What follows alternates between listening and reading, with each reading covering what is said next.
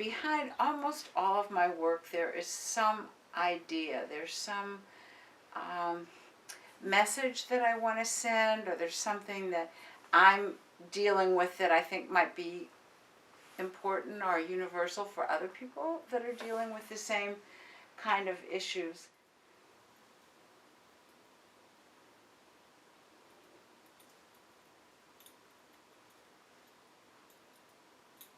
With this one, I wanted to make a form that was a delicate balance. The delicate balance of raising children, having a relationship, having a career, how you put all of that together. And the form actually is meant to look like it might fall over, that it might collapse at some point, and for there to be a space between the two forms, because I'm a very big believer in the independence of two people really contributes to a relationship. So I kind of wanted to put all of that into this piece, that it really is one form. There are two pieces and neither of them read very well if you separate them and you view them as a single piece. But together they make a much more interesting, solid form. Contemporary basketry, that was sort of what it was all about, was not necessarily a vessel that could hold something, but it was the suggestion of an interior space, that this holds ideas, that it is empty containment.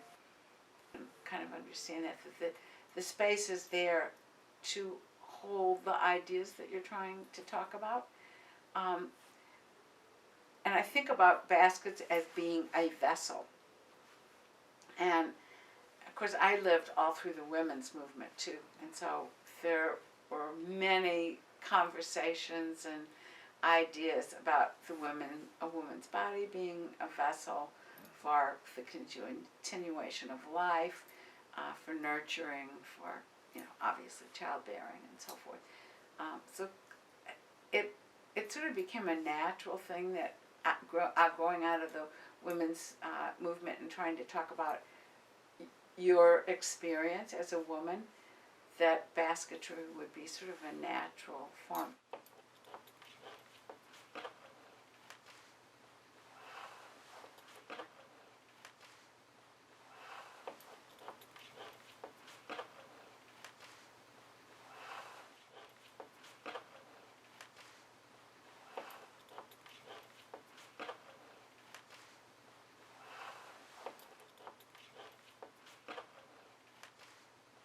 I guess I like to observe how people interact, and many of my pieces have to do with my children or other people's children, that have to do with human relationships and how difficult they are to nurture, to continue, to sustain over a long period of time, and yet how very important they are, well, certainly to me. And I don't just mean male-female relationships or partnership relationships. I mean friendship relationships besides that are extremely important. And seeing my own children grow, of course, helped me reflect on my own childhood, but also seeing what at times seemed impossible, that they outgrew things that were impossible, and that kind of what role I had in doing that. I made a lot of pieces about the desire to protect my children, but then also the need to put them out in the world and putting your foot down. So I did a lot of artwork that had one farm hovering over another one, but the one smaller farm pushing out, because I thought there was always this push-pull between protection and pushing out into the world. this is probably about a mid-career piece, and I started out making, just making free form pieces that I just knotted and created a structure. And then at some point I thought, well, if I wove over something, that it would be easier and I'd get a smoother form. So the first things I did was weave over some styrofoam forms that I found, and I was doing pattern work and so forth using color, and I wove over those. And after a while that was very boring, and I got the idea I could really extend this in a sculptural way if I bought blocks of styrofoam and I carved them into the shape I wanted.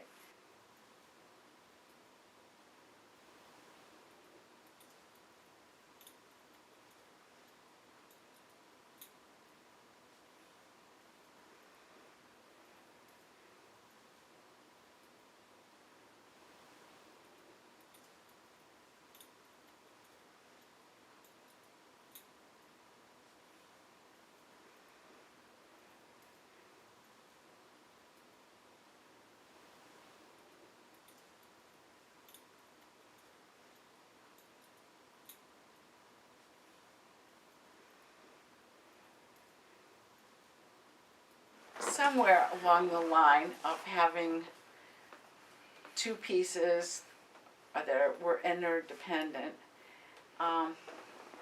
and making these very solid forms that you couldn't see into, at some point I thought, wouldn't it be interesting if you could see through the form? And then if you can see through the form, what are you going to put inside it? See through to what was kind of my question. And this particular piece I made for two very good friends who were collectors who had two children, two twin boys. And so I can't remember what was my idea of theirs, but the two boys, one loved orange and the other loved blue. So that's where the two colors come from. And it was just meant to be a form that contained these two little beings.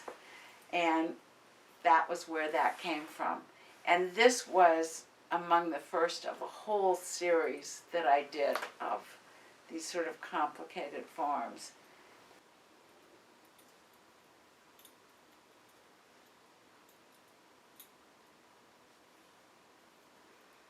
Life isn't rigid. It takes all kinds of twists and turns, and I really liked organic, moving forms better than this static looking of my early work.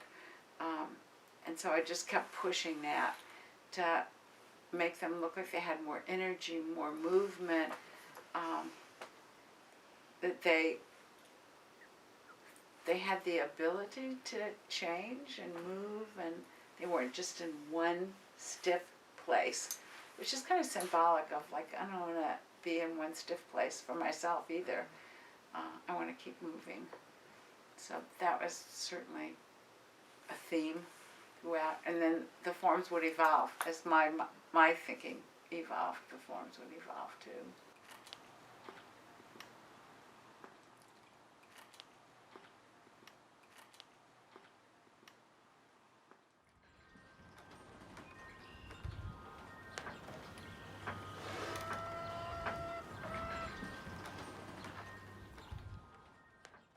I'm Joanna Schanz, and I am from West Amana, Iowa, one of the Amana colonies, and I'm a willow basket weaver.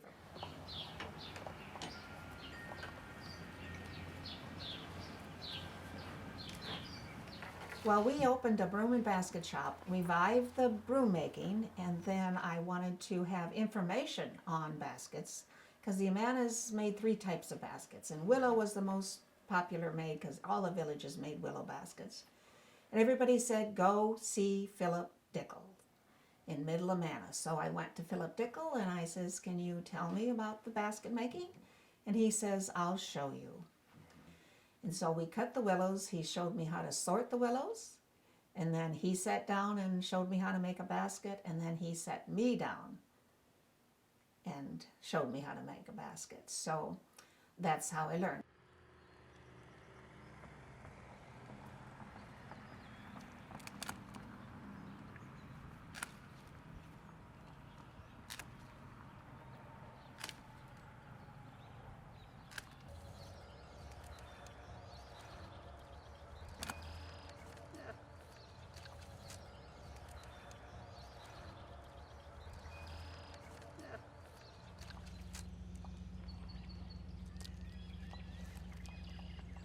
Okay, the last one's on this bush. When I first learned, that was the time that basketry was being revived across the country, because there were other traditional baskets being made across the country, and people were learning and teaching, and it just kind of grew from there. I did take a lot of lessons or took basket classes from other teachers. And the students, of course, when you're first teaching, Kathy and I had our, every time we teach, every year we teach, we would revise our directions because we found another way of saying something or another way of making it easier. Every teacher I take from, I've learned something from, and it has changed my teaching. And now when I teach, a lot of the techniques I do the same techniques, but I do them a little bit differently than Philip did it, from all the teaching that I've done and the teachers that have taught me different little tricks and techniques with willow.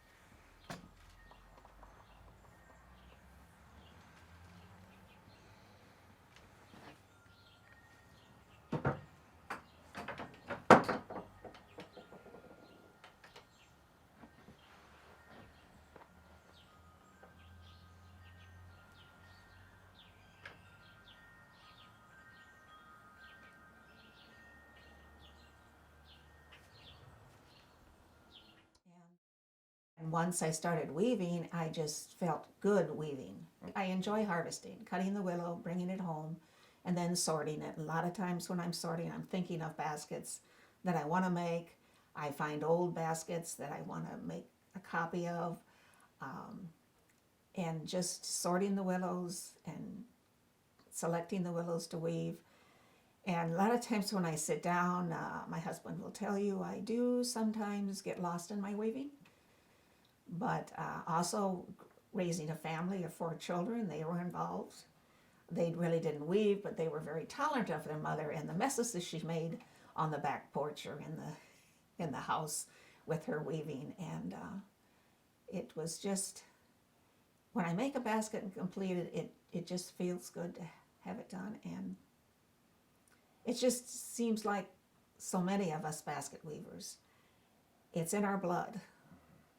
And I know a lot of people, I've noticed, they start basketry and they try different styles of baskets, different materials, and then they settle down into the material and the weaving techniques they enjoy that speak to them. And I think that's what the willow weavers, those of us who weave willow, we've done the same thing. I've experimented with round reed, and it was okay, but the willow is what I really enjoy weaving with.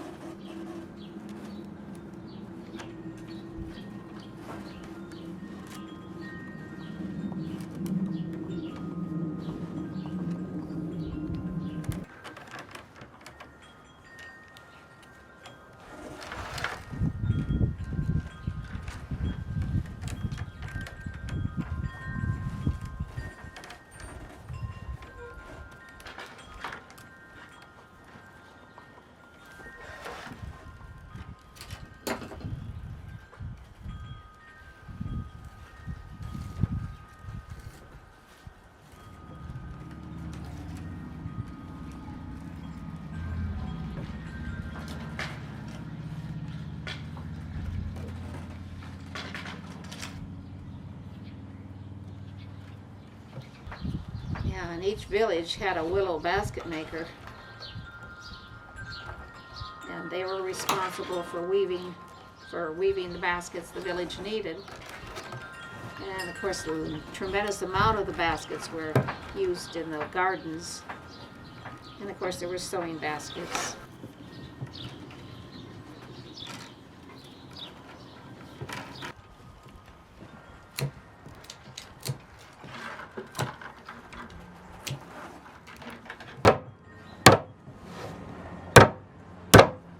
You see it pop right down. Okay, see? Yeah. There's the inside, there's the sides, and the replaceable bottom foot. Nice. That's perfect. Like once I said that I picture myself as a little old lady at the side of the road weaving baskets. So if I told my family, just put me in the room with willows and let me sit. Feed me once in a while and I'll be happy. I just feel honored being honored. When the letter came, I thought it was renewal of membership, so I put it aside. And then later I read it and thought, oh my God. Meeting other basket weavers throughout the ages is just a wonderful world of basketry. Weaving keeps me grounded, probably. Brings me back to earth sometimes. Just makes me feel good and happy. And I'm just gonna keep weaving as much as the good Lord lets me.